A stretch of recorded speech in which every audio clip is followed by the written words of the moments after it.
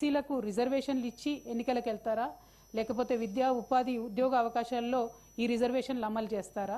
ఇందులో వచ్చినటువంటి జనాభాలో సపరేట్గా ఓసీ బీసీ బీసీలో ఉండేటటువంటి ముస్లిమ్స్ని సపరేట్గా చేసి సంఖ్య తక్కువ చేసి చూపించడం జరుగుతుంది అధ్యక్ష. సో వీళ్ళు ప్లాన్ చేసేటప్పుడు ఏం చేస్తారని ఒక ప్లాన్ ఆఫ్ యాక్షన్ చెప్తారని చెప్పి అనుకున్నాం.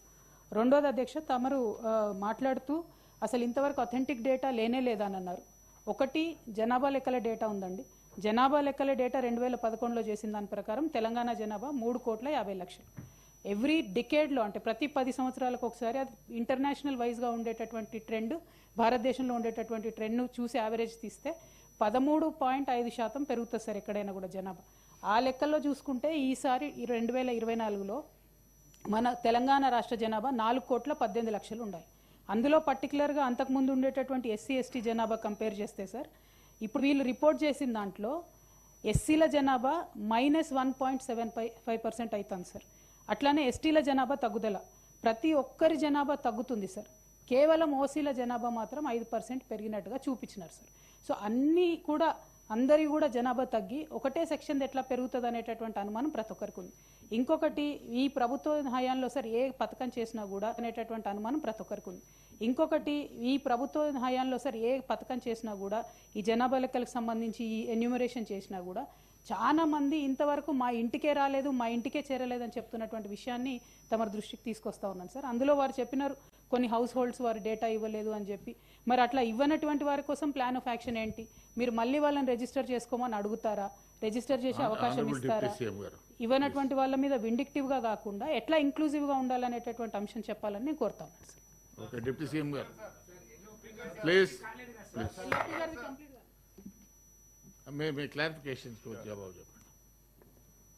అధ్యక్ష, గౌరవ సభ్యురాలు చెప్పినటువంటి అంశం, ప్రకటించినటువంటి ఈ స్టాటిస్టిక్స్ పైన ప్రభుత్వం ఏం ఆలోచన చేయబోతుంది? డెఫినెట్గా ఈ ప్రభుత్వం ఈ స్టాటిస్టిక్స్ పైన భవిష్యత్తులో ఈ రాష్ట్ర వనరుల్ని, సంపదని ఈ సంఖ్యకు అనుగుణంగా కావాల్సిన విధంగా ప్రణాళికలు తయారు చేసి వారి అభివృద్ధి కోసం చేయటం కోసమే దీన్ని మొదలుపెట్టింది. ఇది రాజకీయ, ఆర్థిక, లేకపోతే ఉద్యోగ, ఇతర అవకాశాల్లో కూడా ఎక్కడెక్కడైతే వెనకబడి ఉన్నారో ఈ సంఖ్యను బట్టి వారిని ప్రోత్సహించడం కోసం ఈ స్టాటిస్టిక్స్ని సంపూర్ణంగా ఈ రాష్ట్ర ప్రభుత్వం వాడుతుందని తెలియజేస్తూ ఉన్నాం. నెంబర్ 1.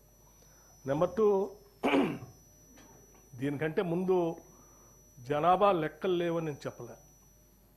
జనాభా లెక్కలు 2011 సెన్సస్ మాత్రమే ఉన్నాయి. మీరు చెప్పిన కుటుంబ సర్వే అన్ని కులాలతో కలిపి చేసినటువంటి సర్వే సైంటిఫిక్గా ఇంతవరకు లేదు. ఆ 2011 సెన్సస్లో జనాభా లెక్కలు ఇస్తారు, సరే ఎస్సీ ఎస్టీ లెక్కలు కూడా ఇస్తారు.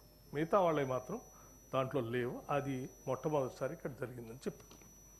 అట్లాగే మిగిలిపోయినటువంటి వాళ్ళు, కొద్దిమంది చేసుకోవడానికి ముందుకు రానటువంటి వాళ్ళు, లేకపోతే ఇల్లు తాళాలు వేసుకున్నటువంటి వాళ్ళకి సంఖ్య కూడా నేను చెప్పాను.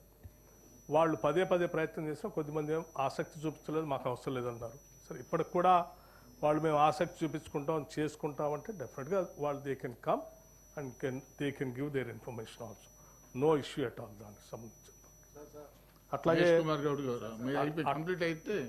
అట్లాగే మిగతా సభ్యులు చెప్పింది కూడా మీరు ప్లానింగ్ డిపార్ట్మెంట్లో కొంత సమాచారాన్ని పెట్టి మీరే పొందుపరిచారు వెబ్సైట్లో.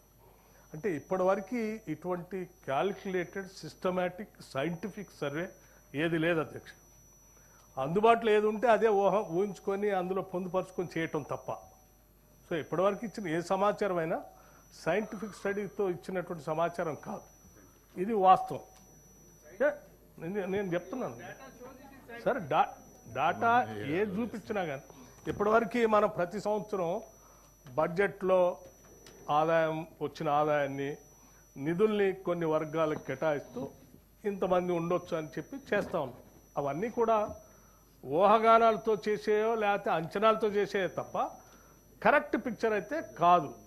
ఇది కరెక్ట్ పిక్చర్ ఓన్లీ ఇంటింటికి చేసినటువంటి సర్వే ద్వారా వచ్చే పిక్చరే correct picture. Thank you. Chari garu ఫైనల్గా క్లోజ్ చేయండి మీరు.